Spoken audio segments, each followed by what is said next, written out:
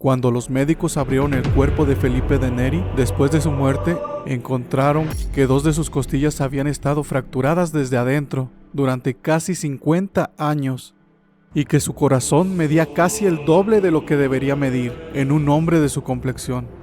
Esas fracturas habían ocurrido en 1544. Durante una noche de oración en las catacumbas de Roma, Felipe no le dijo a nadie lo que pasó esa noche.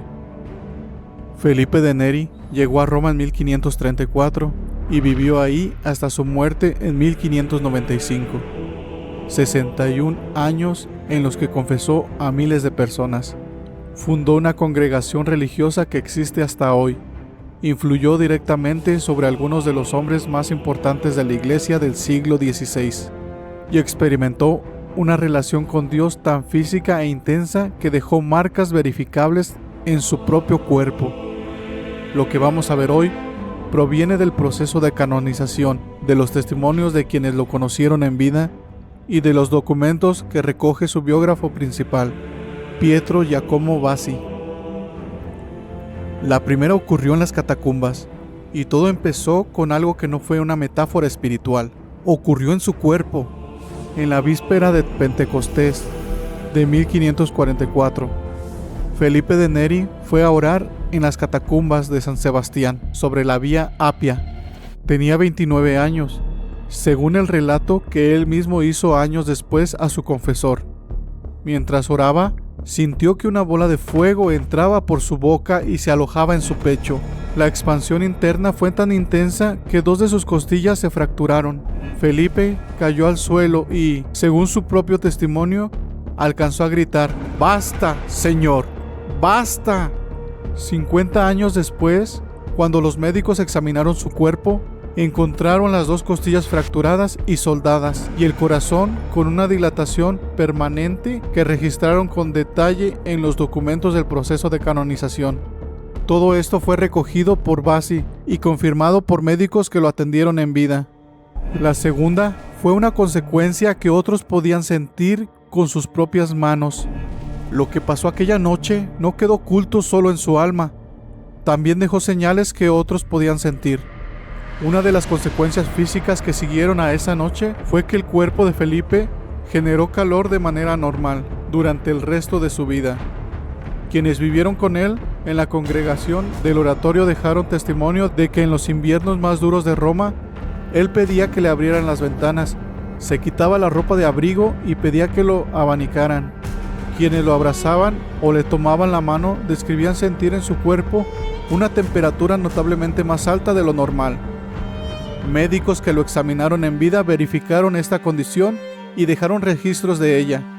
Felipe la interpretaba como la consecuencia directa de lo que había sentido en las catacumbas, y durante décadas la cargó como algo que pertenecía al ámbito estrictamente privado de su relación con Dios. La tercera afectó incluso la forma en que celebraba la misa. Después, esa experiencia llegó incluso al altar. Durante años, Felipe Neri tuvo que celebrar la misa en condiciones muy particulares, porque con regularidad caía en éxtasis durante la consagración y no podía continuar. Los testimonios del proceso de canonización describen que se quedaba inmóvil, sosteniendo el cáliz o la hostia, sin poder moverse ni hablar durante periodos que en ocasiones se extendían por más de 1 hora. Quienes le servían la misa aprendieron a esperar, porque si alguien lo llamaba abruptamente o lo sacudía, él reaccionaba con dolor físico visible, como si lo arrancaran de un estado que su cuerpo no estaba preparado para abandonar de golpe. Con el tiempo, sus superiores determinaron que debía celebrar en privado, con un único servidor de confianza. Esta no fue una restricción disciplinaria, fue la solución práctica que encontraron ante algo que ocurría con frecuencia documentada y que hacía imposible la celebración ordinaria.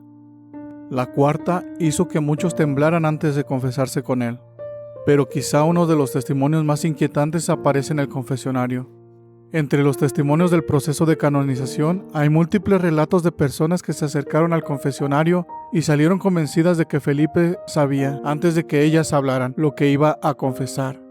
Algunos testimonios describen que él iniciaba el encuentro haciendo referencia directa a algo que el penitente no había mencionado.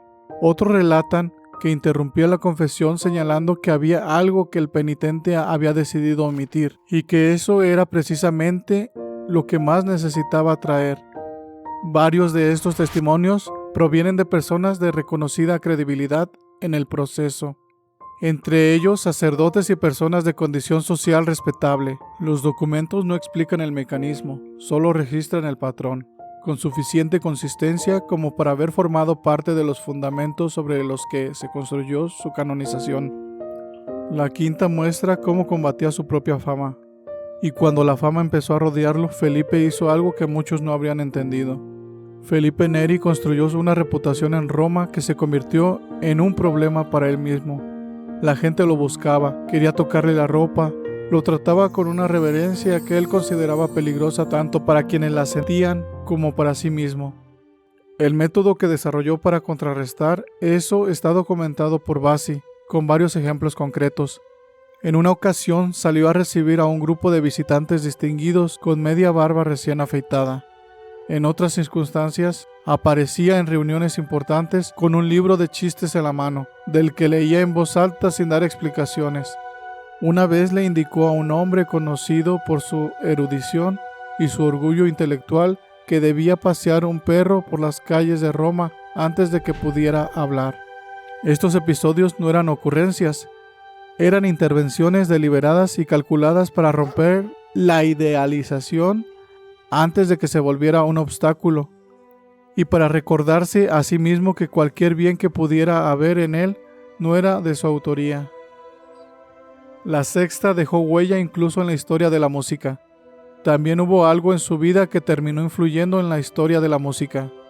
Antes de que la congregación del oratorio tuviera estatutos ni aprobación papal, Felipe Neri organizaba reuniones informales en una sala de la iglesia de San Juan de los Florentinos. En estas reuniones se leían textos espirituales, se discutían cuestiones de fe y se cantaba música religiosa compuesta especialmente para esas ocasiones. El nombre con que se conocía ese espacio era simplemente el oratorio, por el lugar donde se realizaban. Las composiciones musicales que nacieron para acompañar esas lecturas fueron adoptando el nombre del lugar donde surgieron. Así, el término oratorio como forma musical, la misma que dio origen a las obras de Händel, de Haydn, de Mendelssohn, tiene su origen directo en las reuniones pastorales de Felipe Neri en Roma durante la segunda mitad del siglo XVI. Esto está documentado tanto en la historia de la congregación como en los estudios de musicología que rastrean el origen del género. La séptima revela qué tipo de grandeza buscaba Felipe de Neri. Y al final, su grandeza se entendió mejor por lo que rechazó que por lo que pudo haber recibido. Felipe Neri fue ordenado sacerdote en 1551, cuando tenía 36 años. Durante las 4 décadas siguientes, recibió en múltiples ocasiones propuestas para ser nombrado obispo, y según las fuentes del periodo, el Papa Clemente VIII contempló seriamente ofrecerle el cardenalato. En todos los casos, la respuesta de Felipe fue la misma: rechazar. Las razones que él mismo expresó, según el registro de sus biógrafos y de quienes lo conocían, no eran de humildad retórica, sino de convicción concreta. Su lugar era Roma, el confesionario, las reuniones del oratorio, las personas que acudían a él. Cuando el Papa insistió con mayor fuerza, en una de esas ocasiones, Felipe respondió que prefería morir como simple sacerdote antes que gobernar una diócesis. Los documentos no lo presentan como un gesto dramático. Era su posición sostenida durante décadas, coherente con la manera en que había vivido desde que llegó a Roma siendo un hombre joven sin título ni cargo.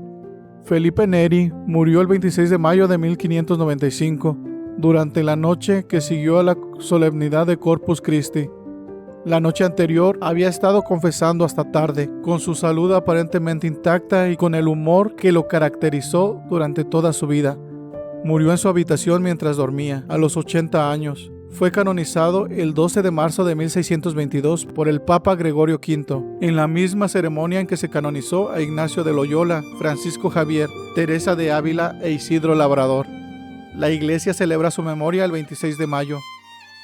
Y así terminó la vida de un hombre que no quiso construir una imagen de santo, pero terminó dejando una marca imposible de borrar. San Felipe de Neri no buscó parecer extraordinario, buscó pertenecerle a Dios en lo ordinario, la confesión, la oración, la misa, la alegría y el servicio. Si tienes una intención, puedes dejarla en los comentarios. Rezamos por ti y tu familia. Y si esta historia puede ayudar a alguien más, puedes compartirla. Otra historia de fe, por todo es gracia de Dios. Dios te bendiga. En el nombre del Padre, y del Hijo, y del Espíritu Santo. Amén.